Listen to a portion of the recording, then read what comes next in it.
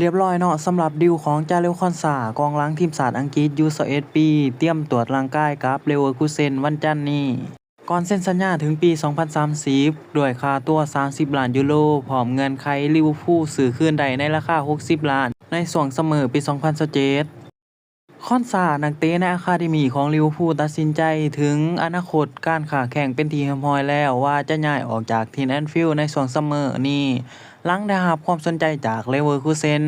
ซึ่งต้องการตัวแทนของโยนาธานทาที่ย้ายไปเป็นนักเตะใหม่ของบาเยิร์นมิวนิกเนื่องจากเขาบ่ได้รับโอกาสลงสนามหลายพอจากอาร์เน สล็อตกุนซือชาวดัตช์ จากที่มีรายงานข่าวเผยว่าคอนซาจะเดินทางไปตรวจร่างกายกับทีมดังของลีกเมืองเบียในวันจันทร์นี้หลังพาทีมชาติอังกฤษป้องกันแชมป์ยูโรU21ได้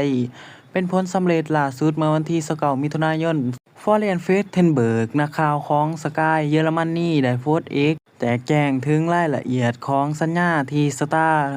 อังกฤษเตรียมลงนำมือกับทินไบอารีนาหลังผ่านขั้นตอนของการตรวจร่างกาย